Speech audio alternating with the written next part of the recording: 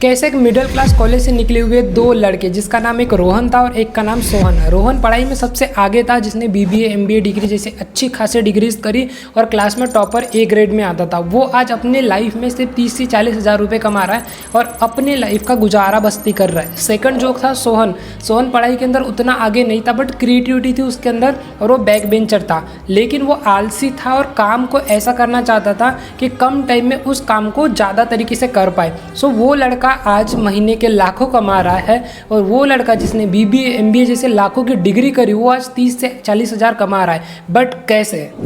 Sir suicides में India number 1 है sir. हर 1.5 घंटे में कोई ना कोई स्टूडेंट सुसाइड अटेम्प्ट करता है सर। यहाँ पे स्टूडेंट्स बीमारी से कम और सुसाइड से ज़्यादा मरते हैं। कुछ तो गलत हो रहा है।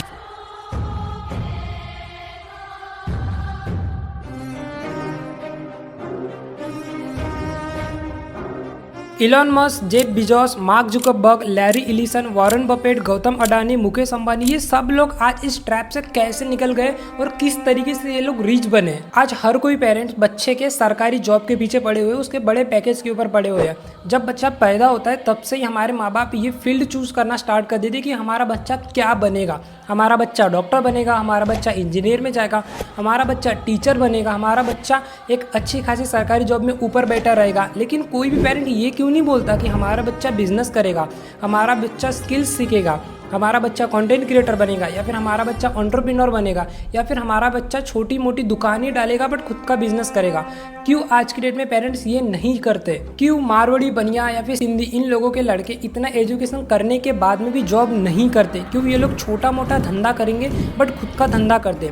इंडिया के अंदर एजुकेशन बना है ही ऐसा है कि कुछ लोग ही इसका बिजनेस कर पाए और बड़े बड़े घर गाड़ी बंगले अफोर्ड कर पाए। क्यों आपके आसपास में जितने भी सरकारी लोग हैं वहाँ सोच करके देखना, क्यों इनके पास में मर्सिडीज, BMW या फिर फरारी ऐसी बड़ी बड़ी कारें क्यों नहीं होती है?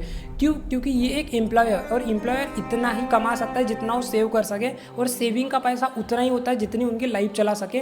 वो अदर एक्स्ट्रा के खर्चेस नहीं कर पाते। हमारे इंडिया का एजुकेशन जो कि पूरी तरीके से एक धंधा बन चुका है, यहाँ स्टूडेंट को स्टूडेंट नहीं माना जाता बल्कि कस्टमर माना जाता है। जो जितना ज़्यादा पे करेगा उसको उतनी ज़्यादा वैल्यू मिलेगी। इंडिया के अंदर अनएम्प्लॉयमेंट का ग्राफ इंक्रीज होते जा रहा है according to this article. CEA chief economic advisor Basu, इन्होंने रिसेंटली ट्विटर के ऊपर पोस्ट करके बताया कि इंडियन स्टूडेंट का अनएम्प्लॉयमेंट रेट 35.2% से लेके 65.7% तक इंक्रीज हो चुका है। इतनी अनएम्प्लॉयमेंट होने के बाद में भी क्यों हमारे इंडियन पेरेंट्स हमको डिग्री के लिए फोर्स करते हैं? क्यों अपना सब कुछ बेचने के लिए रेडी हो जाते हैं एक छोटी सी डिग्री के लिए?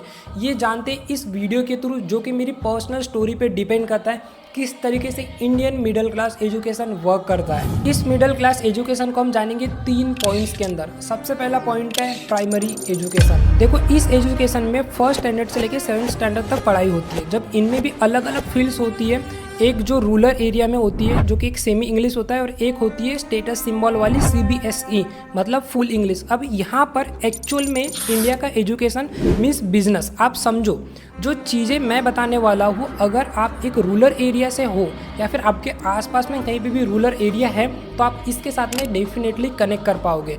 लेकिन अगर आप मेट्रो सिटीज़ से भी हो तो मेट्रो सिटीज़ के अंदर भी ऐसे कुछ गाँव होते हैं जहाँ पे सरकारी एजुकेशन होता है। वो किस तरीके से होता है वो सब कुछ मैं इस वीडियो में बताने वाला हूँ। तो यहाँ हम जानते हैं हमारे गवर्नमेंट स्कूल का कल्चर। बेसिकली पढ़ाई बच्चों को टीचर कराते हैं। टीचर जो कुछ भी बोलते हैं बच्चा उसको फॉलो करता है। गुड हैबिट, बैड हैबिट दोनों उसके अंदर आती है। देखो, अब हमारे माँ बाप अपनी पूरी मेहनत करके पैसा सेव करके हमको स्कूलों में भेजते हैं। क्यों? क्योंकि मोस्टली जो रूरल एरिया में जो लोग, जिनके पेरेंट्स होते हैं वो लोग एक एम्प्लॉयर होते हैं, खेती मजदूरी कर रहे होते हैं, तो वो लोग चाहते हैं कि मेरे बच्चे वो ना करें, इसके लिए वो अपना एक एक पैसा जोड़ करके स्कूलों में भेजते हैं। लेकिन एक बच्चा जो कि उस स्कूल में जाता है पढ़ाई करने के लिए, उसको बस उतनी ही चीज़ें बताई जाती है जितनी वो रट सकता है, और वो टीचर भी उसको उतना ही बताएगा जितना उसने सीखा हुआ है। कोई भी सब्जेक्ट हो, चाहे इंग्लिश, हिंदी, मराठी, इन सब के लिए एक ही टीचर दिया जाता है इन गवर्नमेंट स्कूल के अंदर। और वो जो ऑलराउंडर टीचर होता है उसको भी खुद इतना वैल्यू नहीं होता कि वो सारे सब्जेक्ट पढ़ा सके। अब एक ऐसा टीचर जिसके पास में सिर्फ एक सब्जेक्ट की नॉलेज है, उसके पास में आप पूरे 7 सब्जेक्ट दे दोगे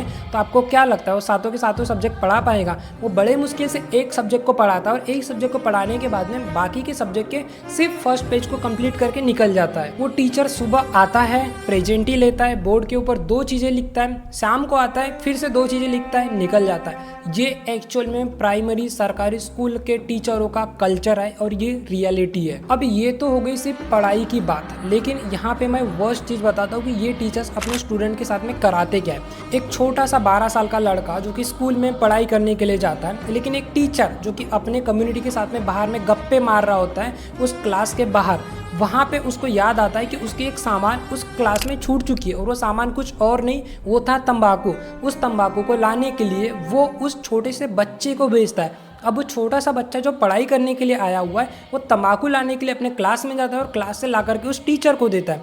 और दूसरा टीचर जो कि लेक्चर देने के लिए खुद दारू पी करके आता है और बच्चों को पढ़ाता है। आपको क्या लगता है ऐसे इन्वायरमेंट के अंदर एक छोटे से बच्चे के माइंड के ऊपर क्या ही प्रेशर पड़ेगा? अब आपको लग रहा होगा कि ये मैं किस आर्टिकल से आपको पढ़ करके बता रहा हूँ, तो ये किसी भी मैं आर्टिकल से नहीं बता रहा, ये मेरी खुद की स्टोरी है जो कि आज से 8 से 10 साल पहले की है। देखो, मैं महाराष्ट्र से बिलोंग करता हूँ, जहाँ से छोटा सा एक डिस्ट्रिक्ट है गोंदिया। गोंदिया में एक छोटा सा गांव है, उस गांव से मैं बिलोंग करता हूँ। और जिस टाइम पे मैं 6th स्टैंडर्ड में था, 6th या 7th स्टैंडर्ड में था, उस टाइम की मैं आपको बात बता रहा हूँ, जब मैं गांव में सरकारी स्कूल में पढ़ रहा था। और मैंने 1st से लेकर 7th तक सरकारी स्कूल से ही अपनी पढ़ाई कंप्लीट करी है, जहाँ पे एक ही चीज़ को 10 बारी रिपीट की जाती थी। एक्चुअल में वो जो टीचर है, वो टीचर को भी नहीं आता था कि वो जो सिलेबस है उसको कंप्लीट कैसे करना है।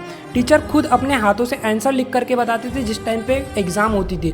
अब देखो, एक ऐसा टीचर जो कि खुद पैसा दे करके सरकारी जॉब में लगा हुआ हो, ये आपको बात भले बुरी लग सकती है बट ये रियलिटी है। उस टीचर को खुद कुछ नहीं आता, वो बच्चे को क्या ही पढ़ा सकता है। एट द एंड में ऑप्शन यही बचता है कि बच्चों को खुद आंसर लिख करके दो उस बोर्ड के ऊपर, जहाँ पे उसको सारी चीज़ें दिख जाए और अपने हाथों से सारी चीज़ें लिख ले।